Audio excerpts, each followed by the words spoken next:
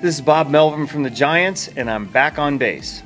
Welcome back to another episode of the Jim on Base Show. We're here at Scottsdale Stadium with the great Bob Melvin. And Bob, it's good to see you again. Thanks for coming on. My pleasure. Caught me on a good day here. We got a little, Sundays we do a little less. We work pretty hard during the week and try to give them a little bit of respite on a Sunday. Well, I've noticed you walk around with a bat a lot, and it has your name on it. So is that an old bat from your career? Or? No, this is a fungo. Oh, okay. So I haven't used it yet, but I will here pretty soon. Actually, Matt Chapman's the guy that I've hit fungos to in the past. But for whatever reason, when I'm doing interviews, I'm better with my fungo in my hand. It's like your walking stick, you know? There you go. Well, I need an update from you because I talked to you at the end of last season, and I want to know if you ended up seeing Here Lies Love. I know your daughter's involved with that Broadway play, so how was it? Multiple times. Unbelievable show. It ended up closing for reasons we're not really sure yet. It was doing really well, and I think you never know what goes on in certain theaters and so forth and what might be coming, but she's involved in The Notebook now, which just opened up, and it's going through previews right now, and it's selling out every night, so she's become fairly prominent in the co-producing type role and what she does for these shows, and it's her passion, so it's pretty cool. Yeah, I'll keep my eye out for The Notebook then, and I know that Here Lies Love was produced music by David Byrne of the Talking Heads, so it made me wonder who are some of your favorite bands and who was your first concert? Well, the Talking Heads were as far as that type of band was probably my favorite in that genre. I'm a classic rock guy, from the days when I went to the Day on the Greens in Oakland, The Who. I remember The Who and Grateful Dead show. Frampton, Stevie Nicks, who went to Menlo Atherton, where I went to high school, Doobie Brothers, Leonard Skinner, all that stuff. That's kind of my sweet spot. My first concert, though, was at Winterland. And I think I was either 14 or 15, and it was Montrose, when Sammy Hagar was with Montrose. Rock Candy. Rock Candy. Very loud show. I remember I left with a headache, and then I think my next shows were all the Day on the Green shows in Oakland. Well, you got some good taste, and you probably had some good conversations through the years with Michael Zagaris, and he's a friend of the show. No doubt. And so when my office in Oakland, I only had pictures of Day on the Green shows. That was the only thing up in the wall. So every year he would come to me with a new show that I went to, that he was at, that he took the photo of, and they were all black and whites, and that took up, all the wall space in my office in Oakland. I was going to ask, since you have a new office, what was going to go on the walls? Is it going to be more music stuff then, or? You know what? I talked to him a little bit the other day when we were over in Oakland. We might do something along those lines, but for me, it's going to be more about Giant history and Willie Mays, McCovey, and Marichal, and I want probably more just Giants memorabilia and embrace kind of the past and what Giant history's meant. Well, I look forward to seeing that. A couple more music questions really quick. When a player like Micah Shrempsey comes up and has a good walk-up song like Led Zeppelin, does it kind of catch your ear and do you think, oh, that's a cool guy? Or? That's the first thing I talked to him about when I was here. Oh, really? Yeah.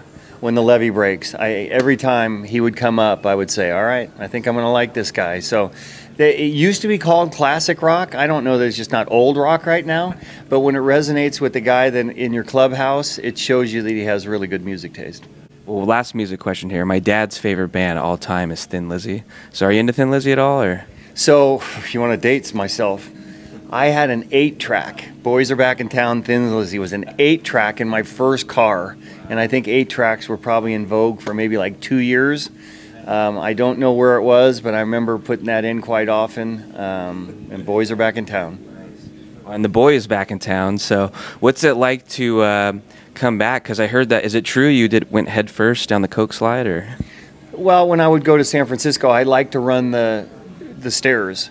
And you walk by that thing, and why not, right? So I'd go down it a few times, and then they started locking it. I don't know if it was because of me. I think they had maybe some accidents or something. I don't know. But, yeah, I got cut off from that. But when did it become real for you? FanFest, or when you actually put the colors on? Or? Yeah, the first day, I think, more so when I addressed the team.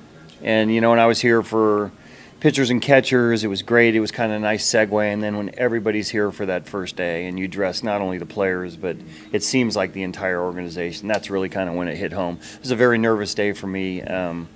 and one that I love, but one that I was really relieved when it was finished, and I think that's kind of when it hit home.